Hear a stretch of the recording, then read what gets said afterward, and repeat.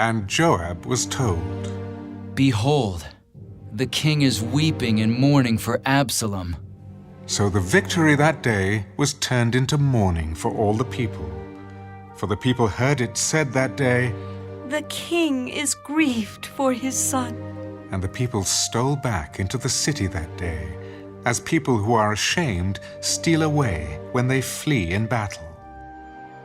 But the king covered his face, and the king cried out with a loud voice, "Oh, my son Absalom! Oh, Absalom, my son! My son!" Then Joab came into the house to the king. Today, you have disgraced all your servants, who today have saved your life, the lives of your sons and daughters, the lives of your wives, and the lives of your concubines, in that you love your enemies and hate your friends. For you have declared today that you regard neither princes nor servants.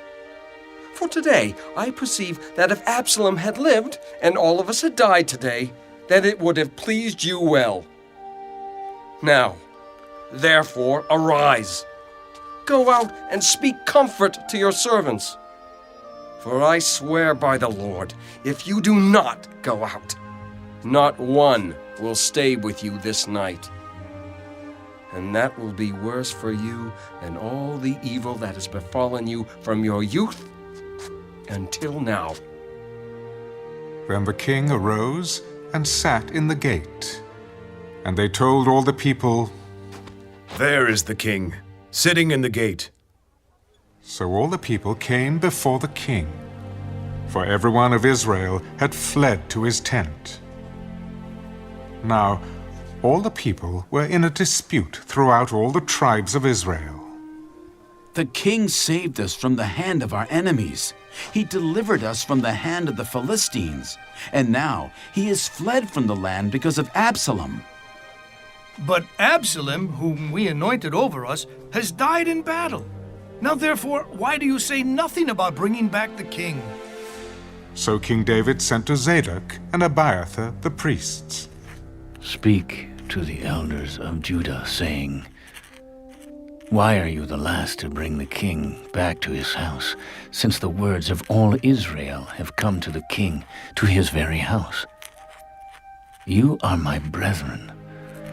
You are my bone and my flesh. Why then are you the last to bring back the king? And say to Amasa, Are you not my bone and my flesh? God, do so to me, and more also, if you are not commander of the army before me continually in place of Joab."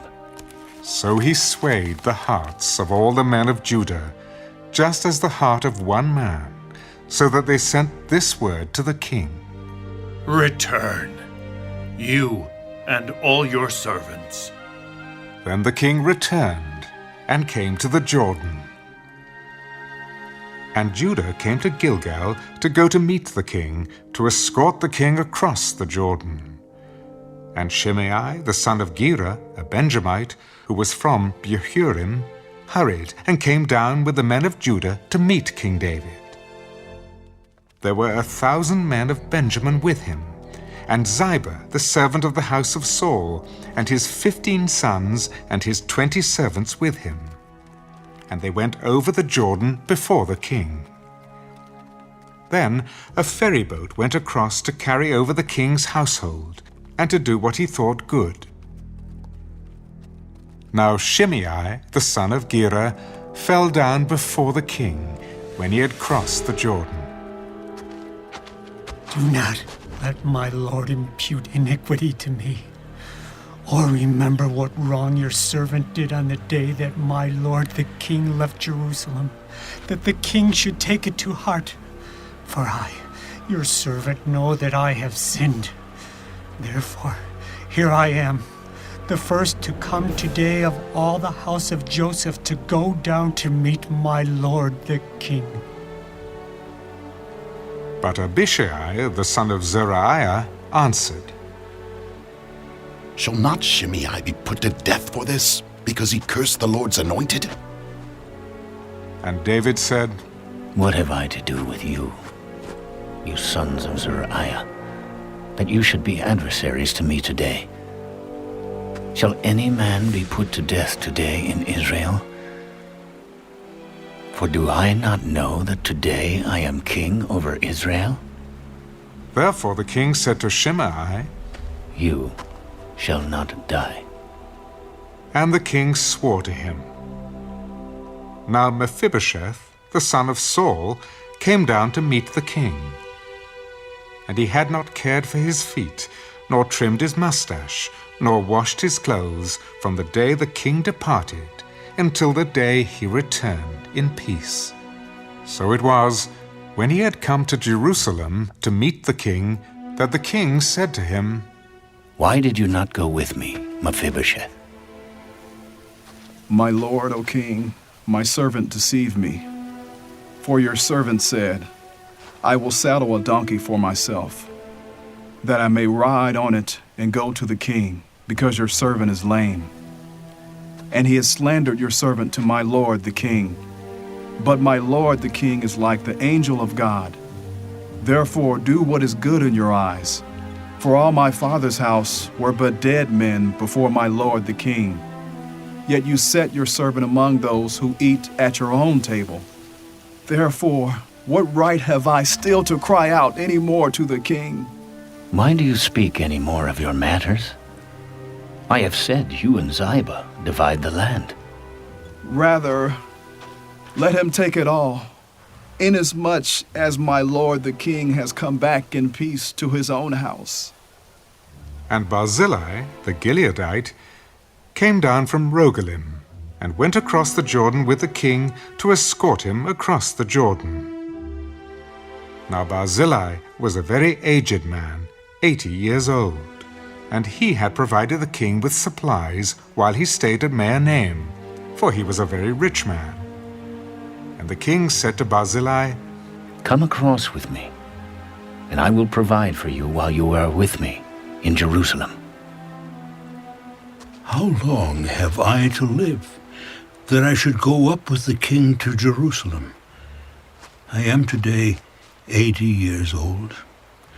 Can I discern between the good and bad? Can your servant taste what I eat or what I drink?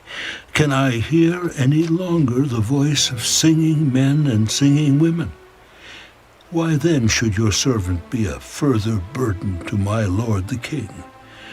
Your servant will go a little way across the Jordan with the king, and why should the king repay me with such a reward? Please let your servant turn back again, that I may die in my own city near the grave of my father and mother. But here is your servant Kimham. Let him cross over with my lord the king, and do for him what seems good to you. Kimham shall cross over with me, and I will do for him what seems good to you. Now whatever you request of me, I will do for you. Then all the people went over the Jordan. And when the king had crossed over, the king kissed Barzillai and blessed him, and he returned to his own place. Now the king went on to Gilgal, and Kimham went on with him. And all the people of Judah escorted the king, and also half the people of Israel. Just then all the men of Israel came to the king. Why have our brethren, the men of Judah, stolen you away and brought the king, his household, and all David's men with him across the Jordan? So all the men of Judah answered the men of Israel, Because the king is a close relative of ours. Why then are you angry over this matter? Have we ever eaten at the king's expense, or has he given us any gift? And the men of Israel answered the men of Judah, We have 10 shares in the king. Therefore, we also have more right to David than you. Why then do you despise us? Were we not the first to advise bringing back our king? Yet the words of the men of Judah were fiercer than the words of the men of Israel.